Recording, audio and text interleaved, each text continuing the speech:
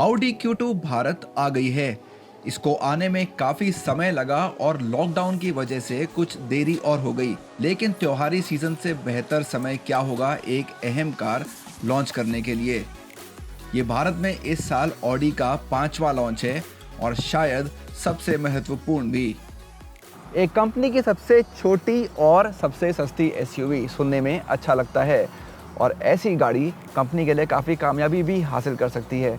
अच्छी बात यह है कि ऑडी ने Q2 को ऐसे टाइम पे लॉन्च करने का फैसला किया है जब हम थोड़ा ज़्यादा खर्चा करते हैं त्योहारी सीजन को देखते हुए।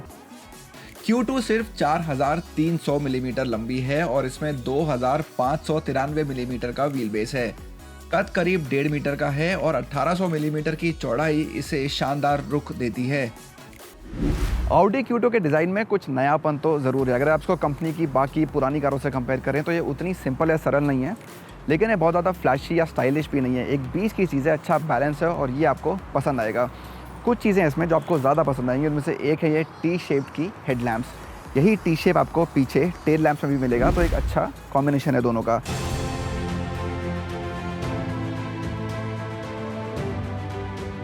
अंदर का डिजाइन बाहरी लुक से काफी मेल खाता है। कैबिन काला है फिर भी जगह की कमी महसूस नहीं होती।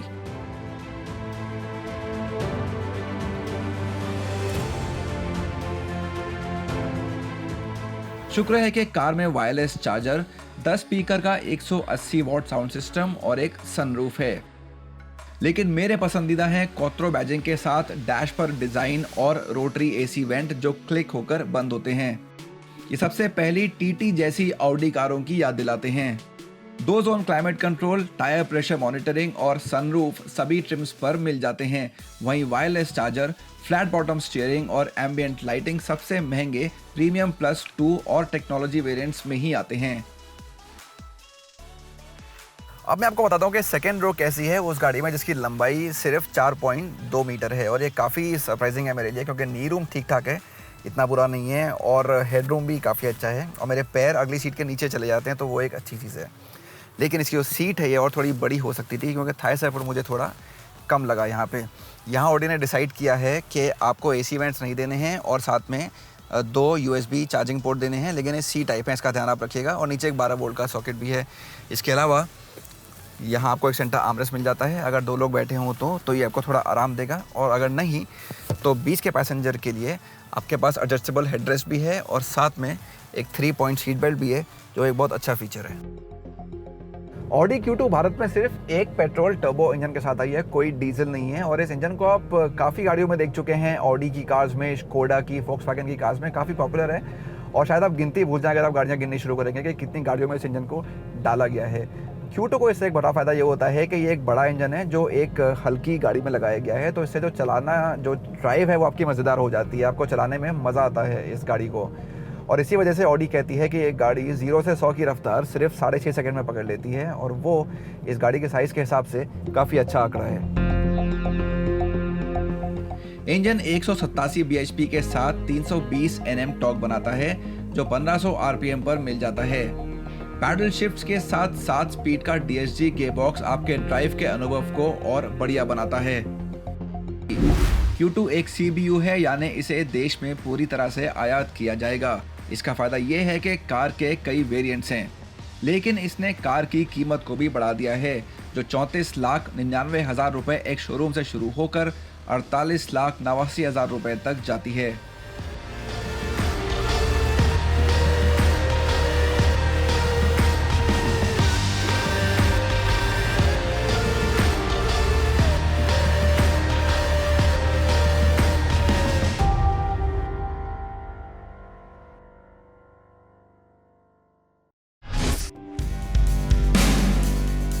देश की सबसे बड़ी तेल कंपनी इंडियन ऑयल कॉरपोरेशन ने अब कार सर्विसिंग के क्षेत्र में कदम रखा है, लेकिन ये आपकी नियमित वर्कशॉप सर्विसिंग नहीं है। इसके बजाय ये सर्विस आपके घर पर ही दी जाएगी। ये होम मैकेनिक के साथ एक साझेदारी है जो राष्ट्रीय राजधानी क्षेत्र में कारों की डोर स्टेप सर्विस पहले से ही देता आया है।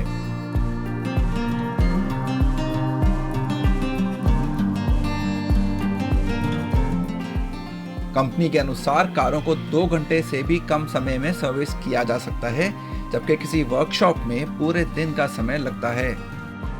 और ये सब कोरोना वायरस की चिंता किए बिना। नियमित सर्विसिंग के अलावा कारों की सैनिटाइजेशन और धुलाई भी की जाती है।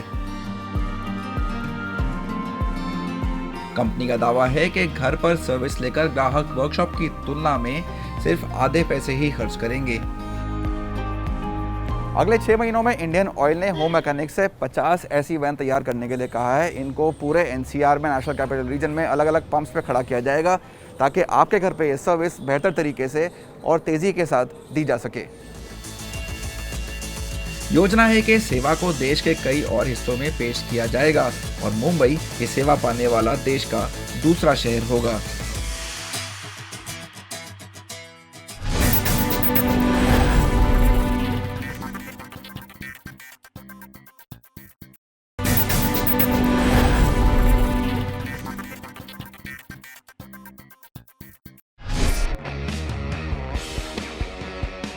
दो अहम मॉडल जिनकी इस साल भारत में बिक्री शुरू हो गई है, ये हैं स्कोडा कारोक और फोक्सवागन टी-रॉक।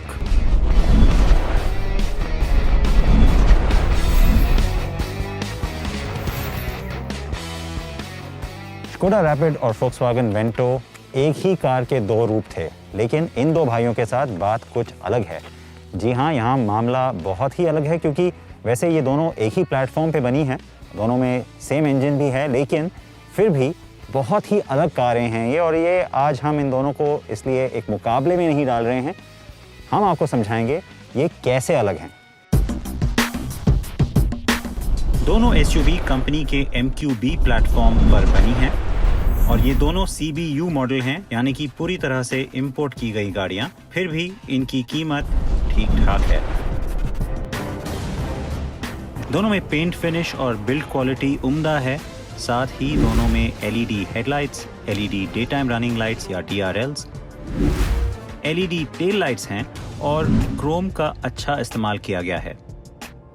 इसकी वजह से दोनों ही कारें काफ़ी प्रीमियम नज़र आती हैं। कारोक ज़्यादा दमदार दिखती है, जैसे मैंने पहले कहा, एक SUV जैसी, जबकि टी-रॉक अपनी 2-टोन छत के साथ लुभाती है। दोनों ही कारों में 17 इंच के 2-टोन एलॉय व्हील लगे हैं। अब बात कि ये चलाने में कैसी हैं, और यहाँ भी मामला काफी जुदा है।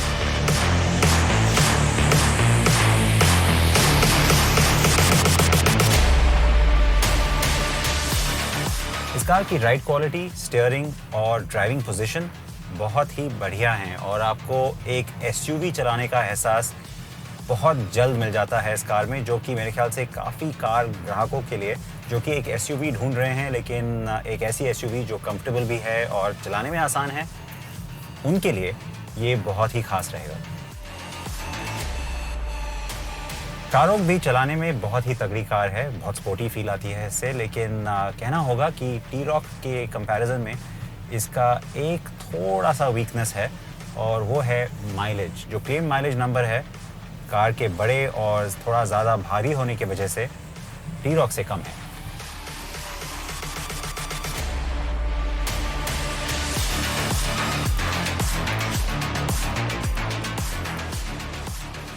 दोनों एसयूवी एक जैसे 1.5 litre TSI turbocharge petrol engine पर चलती हैं, जो करीब 148 ब्रेक हॉर्स पावर और 250 न्यूटन मीटर पीक टॉर्क बनाता है।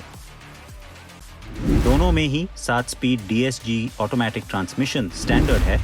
एक्सेलरेटर को दबाया जाना पसंद है और सबसे ज़्यादा ताकत 6000 RPM के आसपास आती है, जबकि पीक टॉर्क 1500 RPM पर ही मिल जाता है और 3000 RPM तक रहता है। इसलिए कम और मिड रेंज पर परफॉर्मेंस बढ़िया है। तो चलाने में कारोक की तरह ही टी-रॉक भी बहुत ही स्मूथ है, बहुत ही रिफाइंड इंजन और गियरबॉक्स का परफॉर्मेंस है, और आपको चलाते हुए ये बहुत ही स्मूथ और कंफर्टेबल कार लगेगी। लेकिन कैरेक्टर कार का जो फील है वो बहुत अलग है। कारोक में, जैसे कि मैं आपको बता रहा था, लगता है कि आप एसयूवी चला रहे हैं, और इसमें आपको एक कार या सेडान की फील आएगी, जो उन लोगों के लिए बहुत अच्छा है जो एक सेडान चलाने के आदी हैं और उसको पसंद भी करते हैं। जी हाँ, टी-रॉक को चलाने में ज़्यादा मज़ा आता है, वहीं कारोक एसयूवी वाला दमदार एहसास देती है और ऐसी ही कुछ बात इनके कैबिन में भी महसूस होती है।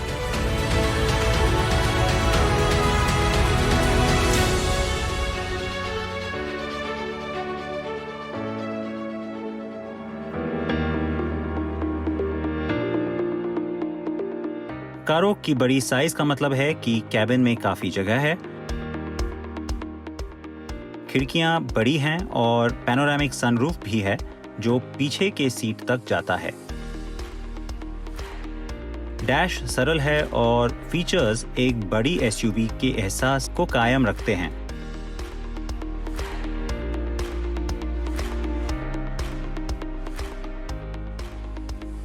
टी-रॉक में इतनी जगह नहीं, हालांकि सीटों का एंगल तकरीबन कारोक जैसा ही है, लेकिन यहाँ सीटें थोड़ी ज्यादा आराम देती हैं।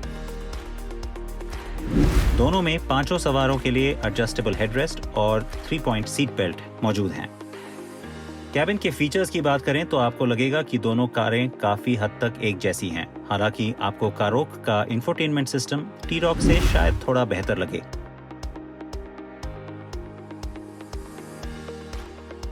यही बात इंस्ट्रूमेंट क्लस्टर के लिए भी कही जा सकती है।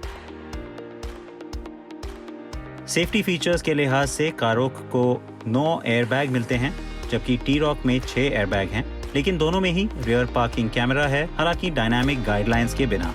टी-रॉक में आपको SOS के लिए हॉट कीज और रोड साइड असिस्टेंस भी मिलेगा। वहीं कारोक को electrically adjustable driver side seat और फटीग अलर्ट भी मिलता है। 24,99,000 रुपए पर स्कोडा कारोक फोक्सवैगन टी-रॉक से करीब 5 लाख रुपए महंगी है और ये काफी बड़ा फर्क है, लेकिन कारोक बड़ी भी है, कैबिन में ज्यादा जगह है और आराम भी। फिर भी ये कहना होगा कि कार की कीमत थोड़ी कम हो सकती थी। ये इसलिए भी कि फिलहाल देश में ये कंपनी की अकेली एसयूवी है। इसलिए अगर आप एक बड़ी प्रीमियम एसयूवी चाहते हैं जिसमें अच्छे फीचर्स हैं और साथ में ताकतवर टर्बो पेट्रोल इंजन भी, तो कारोक के बारे में आप सोच सकते हैं। लेकिन अगर आप थोड़े से कम फीचर्स के साथ खुश हैं और फिर भी एक प्रीमियम एसयूवी की तलाश कर रहे हैं जो चलाने में आसान हो और लगभग 20 लाख रुपए के आसपास, तो टी-रॉक एक समझदारी का फैसला लगता है।